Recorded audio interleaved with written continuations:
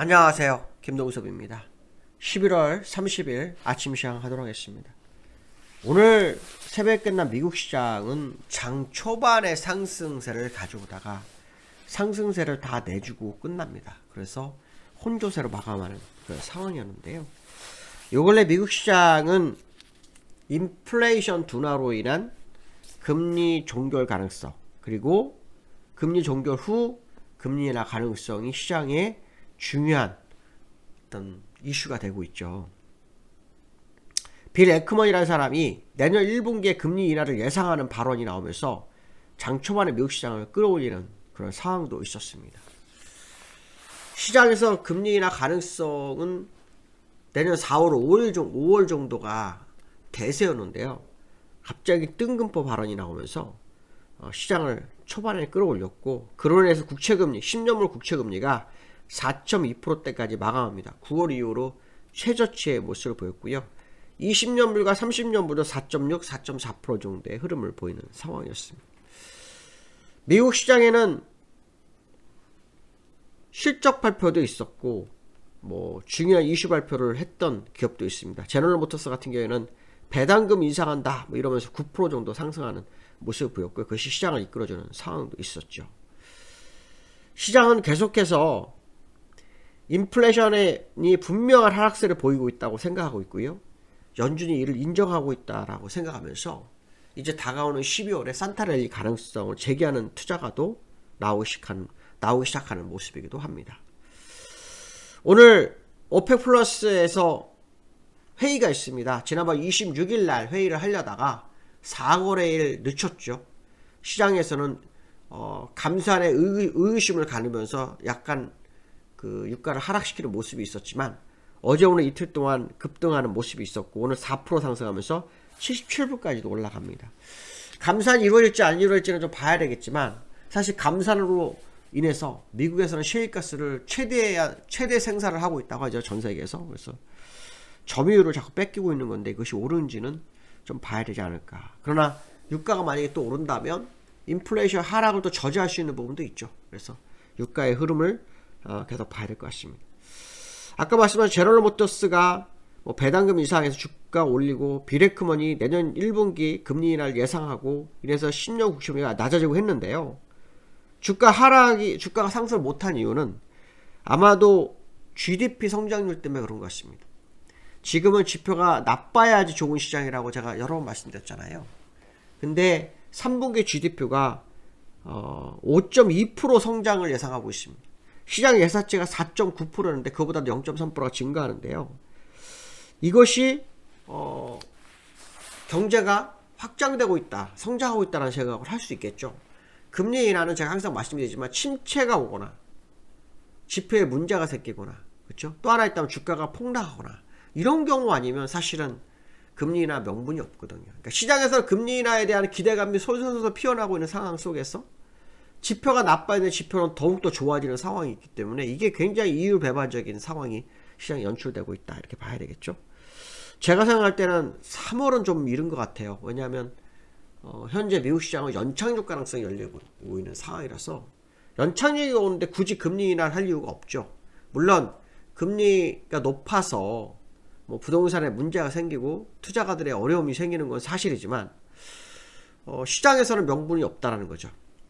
결국 명분을 만들어내거나 명분이 새롭게 생겨야 되는데, 그러한 부분이 무엇인지를 한번 지켜보면서 기다려야 되지 않을까 싶습니다. 결국 GDP 성장률이 정말 좋았지만 시장은 이거를 좋게 해석하지 않았다, 이런 해석을 해봐야 되지 않을까, 이렇게 보고 있습니다. 자, 미국 시장을 보면 나스닥 종합은 지금 어떻게 됐습니까? 0.16% 하락, 다우는 0.04% 상승입니다. 차트를 보시면 다우는요, 장중할 때 0.46%까지 상승했었고요. 마이너스 0.03%까지 밀렸었습니다. 이게 장 초반의 상승세였고요. 중반 넘어가면서 계속 빠지는 그런 흐름을 보였던 다우의 모습이었습니다. 나스닥의 흐름을 볼까요? 나스닥은 더 높이 올랐었습니다. 나스닥은 장 초반에 1%까지 상승했어요. 0.99%까지 상승했던 모습이 있었네요. 그러고 난 다음에 마이너스 0.24%까지 상승했다가 마이너스 0.16%로 마감을 했습니다. 요 추세선을 돌파하는 시도를 했지만 결국 종가상으로는 내려와 버렸죠. 이 추세선의 의미가 굉장히 크다고 얘기 말씀드렸었는데 지금 나스닥, 대만, 또 독일 거의 차트가 거의 비슷합니다. 일본 이렇게 차트가 비슷합니다. 그래서 향후 흐름을 계속 지켜봐야 될 상황이고요. 기술적으로는 조정 가능성이 굉장히 높아지는 어떤 시그널 상의 모습이 나오고 있다 이렇게 보시면 될 것 같고요. 10년 국채금리가 제가 하방정 직성이 이제 보일 만한 자리입니다 라는 얘기를 했는데요. 조금 더 밀려서 이 추세선까지 다 들어와 버렸습니다. 약간 밀려 버렸습니다. 그래서 지금 현재 보시면 121선까지 내려온 상황인데요. 이 이후의 흐름을 한번 지켜볼 필요성이 있겠습니다. 금리 인하 기대감이 국채금리를 하락시키고 있는데요. 금리 인하가 언제 될지는 한번 지켜봐야 될 것 같습니다. 아까 말씀한 것처럼 충분한 명분이 있지 않으면 금리 인하는 연준이 선택할 상황이 아니라는 거죠.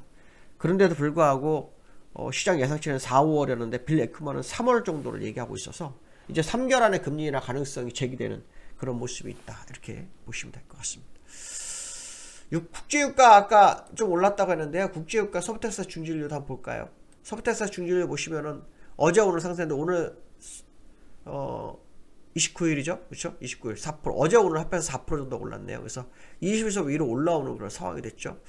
여기가 하방역성 확보하고 올라가는 상황이라 그러면 지난번에 제가 70급을 중요해야 되는데 이제는 70급을 중요하지 않죠. 이 중요한 공간을 통과하고 있는 것으로 보입니다. 제일 중요한 부분이 이 80불이 되겠죠. 여기 이제 통과되는지도 한번 확인하실 필요성이 있겠다 이렇게 말씀드리고 싶습니다. 오늘 한국은행에서 금통위가 있습니다. 시장에서는 계속해서 7번째 동결 가능성이 시사되고 있죠.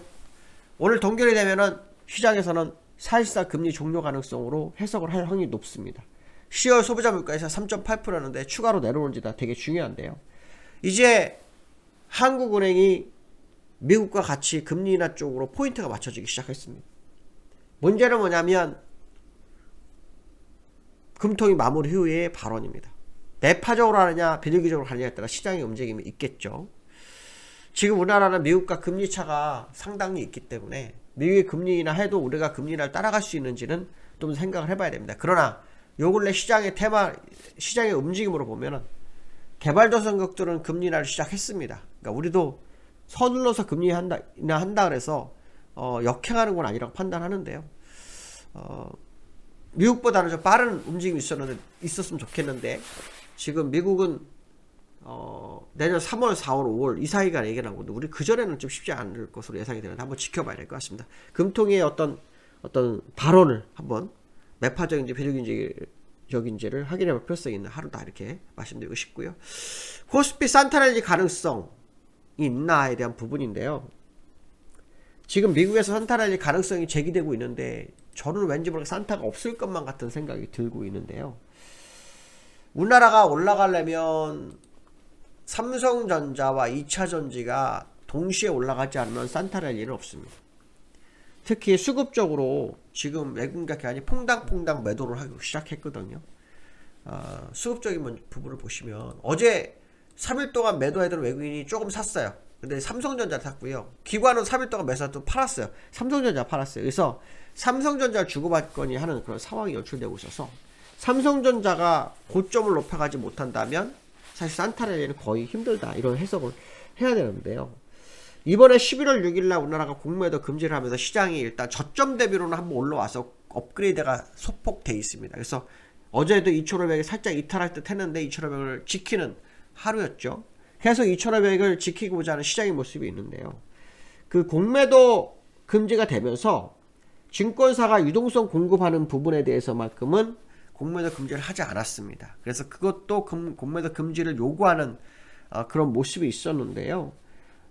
금융위원회에서 이거를 조사를 해봤는데 불법과 수익이 얼마나를 어저께 다 조사를 마무리했다고 합니다. 그런데 수익을 추구하기 위해서 시장을 교란을 했다고 보기 어렵다라고 판단하면서 이거는 허용한다고 하네요. 이 부분이 이제 오늘부터 시장에 어떤 영향을 미치는지 한번 봐야 될 것 같습니다. 왜냐하면 사실 그 수치로 다 따져보기 굉장히 어려운 부분 중에 하나거든요. 그래서 공매도가 전면 금지가 됐지만 증권사 유동성 공급 물량만큼은 허용 쪽으로 가닥됐다는 것이 뉴스에 나와서 이 부분이 어떻게 시장에 작용하는지 봐야 될 것 같고요. 오늘 특히 위클리 만기입니다. 이 윗끌림 만기는 사실 누구도 참 알기 어려운데요.